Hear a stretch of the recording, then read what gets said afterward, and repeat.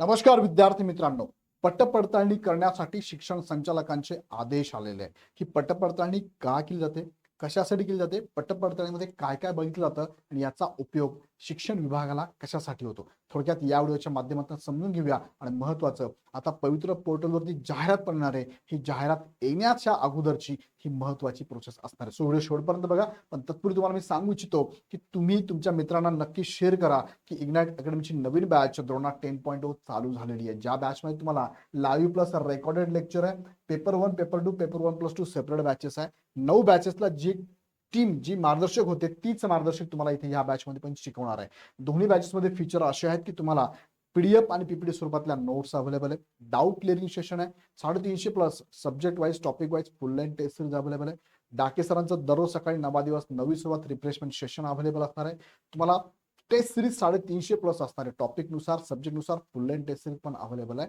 महारिव्हिजन session पण available आहे. नक्की दोन्ही बॅचेस जॉईन करू. दोन्ही बॅचेस पैकी एक बॅच जी तुम्हाला हवी आहे. दोघांमध्ये फरक आहे की ह्या बॅच मध्ये तुम्हाला विथ बुक किट आणि बॅग घरपोच आहे. हवं असेल तर ही बॅच जॉईन करू शकता. तुमच्याकडे बुक किट ऑलरेडी असेल तर तुम्ही ही बॅच जॉईन करू शकता. बॅच जॉईन करण्यासाठी खाली डिस्क्रिप्शन मध्ये लिंक दिली आहे. लिंकवरून ऍप डाउनलोड करून हवी ती बॅच जॉईन करा. आता मुख्य मुद्द्याकडे घेऊन जातो. 6 एप्रिल 2026 ला एक महत्वाचं परिपत्रक, महत्वाचं लेटर आलेलं आहे. हे कुणाच्या सहीनिशी आहे? शरद गोसावी शिक्षण संचालक प्राथमिक शिक्षण संचालनालय आणि तुम्हाला महेश पालकर शिक्षण संचालक माध्यमिक व उच्च माध्यमिक यांच्या सहीनिशी हे परिपत्रक आलेलं आहे. यामध्ये सांगितलेलं बघा, कुणाला सांगितलंय? विभागीय शिक्षण उपसंचालक सर्व, शिक्षण अधिकारी प्राथमिक माध्यमिक जिल्हा परिषद सर्व आणि शिक्षण निरीक्षक पश्चिम दक्षिण उत्तर मुंबई सर्व यांना ही नोटीस गेलेली किंवा हे परिपत्रक गेलेलं आहे. विषय काय? राज्यातील शाळांची पडताळणी करण्याबाबत, पट पडताळणी करण्याबाबतचा हा विषय आहे. यामध्ये यांनी काय सांगितलं बघा, उपरोक्त विषयांवर तुम्हाला राज्यातील शाळांची पडताळणी करण्यासंदर्भात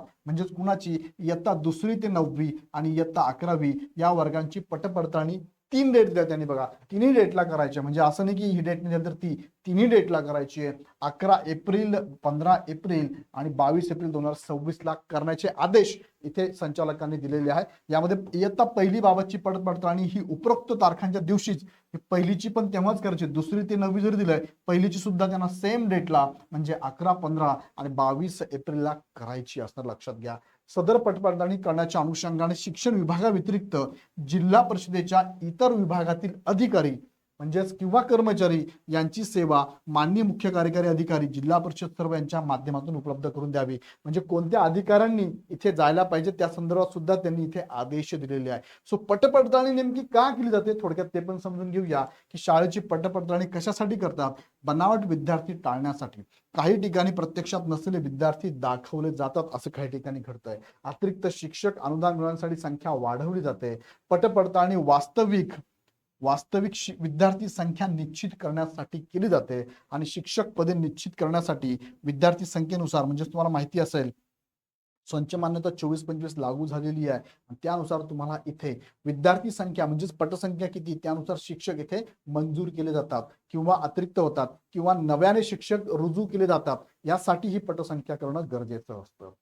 शाळा सुरू अथवा बंद अथवा विलिनीकरण करण्यासाठी सुद्धा इथे पटपडताळणी केली जाते. कमी विद्यार्थी असलेल्या शाळा जवळच्या शाळेत विलिनीकरण करणे, नवीन शिक्षक देणे किंवा कमी करणे हे निर्णय पटपडताळणीवर आधारित असतात. शासकीय अनुदान निश्चित करण्यासाठी सुद्धा इथे पटपडताळणी केली जाते. मध्यान्ह भोजन असेल, शालेय साहित्य असेल, गणवेश असेल, शिष्यवृत्ती आहे, हे सगळं त्यांना मंजूर करायचं असेल, निश्चित करायचं असेल तर ही सुविधा विद्यार्थ्यांच्या संख्येनुसार निश्चित केली जाते. त्याचबरोबर युडायस शासन डेटा अचूक करण्यासाठी शाळेची माहिती खालीलसाठी वापरली जाते. शिक्षण विभाग नियोजन करण्यासाठी, नवीन शाळेची मंजुरी देण्यासाठी, शिक्षक भरतीचं नियोजन करण्यासाठी. आणि आपल्यासाठी हे खूप महत्वाचं आहे. शिक्षक भरतीचं नियोजन सध्या चालू आहे आणि त्यासाठी सुद्धा पटपडताळणी केली जाते. पटपडताळणी कोण करतं? गट शिक्षणाधिकारी असेल, शिक्षण विस्तार अधिकारी असेल, केंद्र प्रमुख किंवा मुख्याध्यापक, जिल्हा परिषद शिक्षण विभाग असेल. त्यांनी आताच या आदेशामध्ये पण सांगितलेलं आहे की यासाठी कर्मचारी किंवा अधिकाऱ्यांची नेमणूक करण्यात यावी.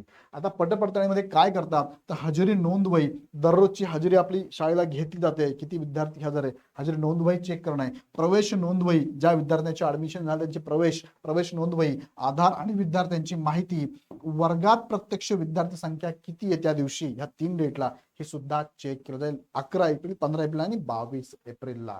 आता लक्षात घ्या विद्यार्थी मित्रांनो, आपल्यासाठी सगळ्यात चांगली भूमिका ही आहे की शिक्षक भरती जाहिरात येण्याच्या अगोदर सगळ्या प्रोसेस पार पडत आहे. तुम्हाला पाठीमागे पण बघितलं, समायोजन झालं, बिंदू नामोली अपडेट करण्याचं काम चाललेलं आहे आणि आता पट्टपडताळणी सुद्धा प्रत्यक्षरित्या जाऊन केली जाणार आहे. सो महत्वाचा मुद्दा आहे. याबद्दल तुम्हाला काय वाटतं मला कमेंटमध्ये नक्की कळवा आणि तुम्हाला परत एकदा सांगतो, तुमच्या मित्रांना शेअर करा. इग्नाइट अकॅडमीची ही ₹2 बॅच, ज्यामध्ये तुम्हाला सगळं टीटी संदर्भात कसा अभ्यास करावा, त्या संदर्भात काय काय मटेरियल लागतं हे सगळं या बॅचमध्ये टाकलेलं आहे. सेपरेट विषयानुसार सुद्धा तुम्हाला बॅचेस अवेलेबल आहे. त्यानंतर तुम्हाला सुधारित आवृत्ती सर्व पुस्तकांची 4ही पुस्तकं अपडेटेड आहेत. सगळ्यांकडे असावं असं पुस्तक आहे.